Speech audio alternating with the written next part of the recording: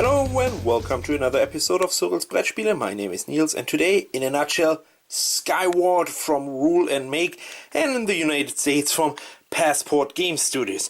You have a player mat, just a cardboard piece, a gigantic, with two different symbols on it, so two different artworks. You have these cog tokens, I explain that in a second. You have a warden token, which means who is a starting player or active player. You have two expansions built in the game, so these expansions are not considered to use for the first game, so we will put it aside. And cards, they have a nice looking back, and by the way, they are really huge. And take a look at this beautiful artwork. The beautiful artwork is stunning, so this is really a nice artwork. What kinds of cards do you have in your deck? And that's easy. So first of all, you have these instant cards here, like an airship, for an example. They have this lightning symbol. So when you get these on your hands, and I explain how you get cards on your hands, you simply play in front of that. That's not considered as a building, so they are just going down. And you also have pigeons, and they are also having a lightning symbol. They are getting also down immediately. Most of these cards have special effects. I explain that in a second. Second of all, you have resource cards, 4 different colors. So you have a blue resource card. This gives you 1 resource, also indicated here, of the blue faction symbol. You also have a green faction, you have a red faction, and a yellow faction. All of these are 1 resource each. You have leaders of these factions. They have a different artwork, and they have 2. Sometimes it's hard to see, but here in the corner it's very easy to see. You have 2 resources, and you can combine any of these. You want to build these buildings, and these are the costs for buildings here, and they are giving you victory points in this with this card too, and cost you 1 blue activation to build. This one here costs you 1 red and 1 of any color, and so on. So you have buildings from each single faction. Sometimes they have this flag symbol here that's end scoring victory point, like here from green or yellow. We already know the lightning, the flash symbol, which means it's immediate when you play them, or you have this symbol here, which means when you play they will be scoring or doing their action in that moment.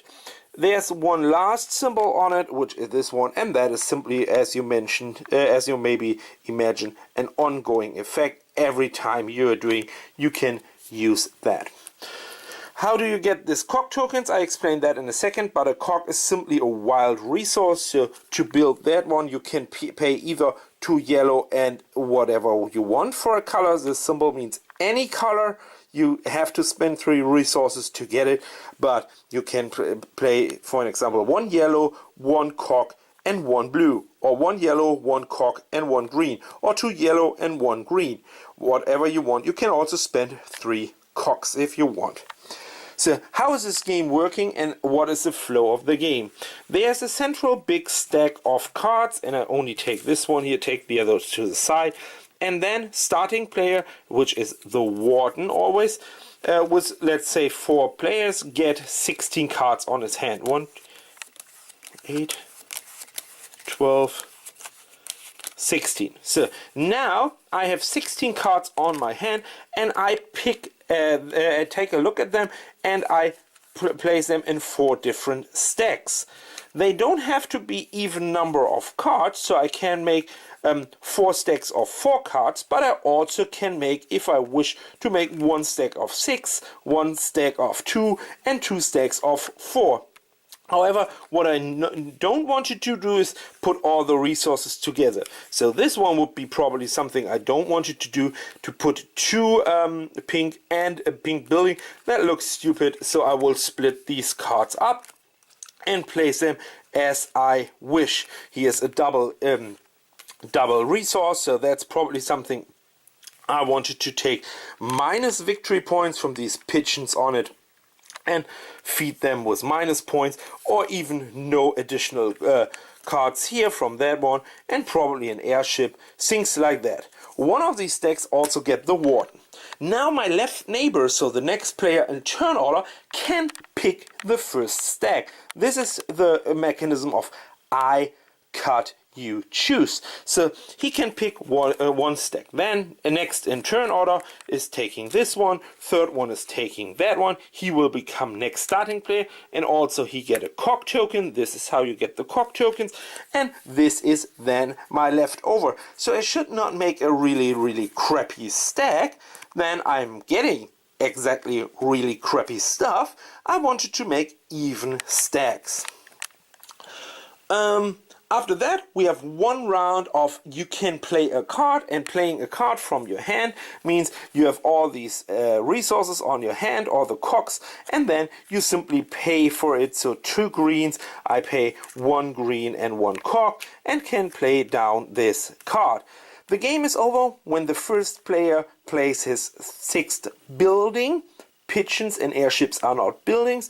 These cards, or the color cards, are buildings. Number 6, and the game will be over at the end of that round. So everybody can build in that same round 1 more building, or a max of 1 building. It's the last player in turn order, then the round is over.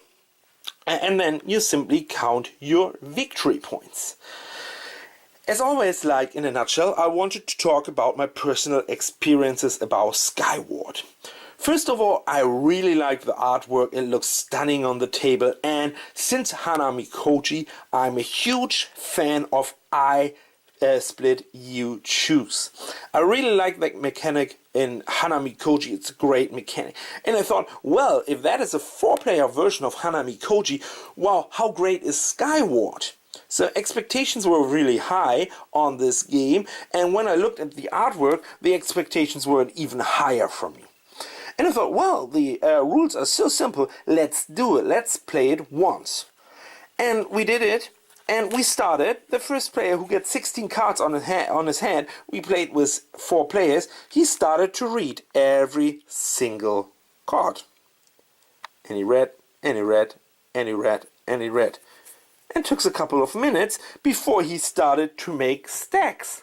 And then the first player who made the decision, the left player, started to pick up every single stack and look through the first one. Do I want that? Do I want that? Do I want that?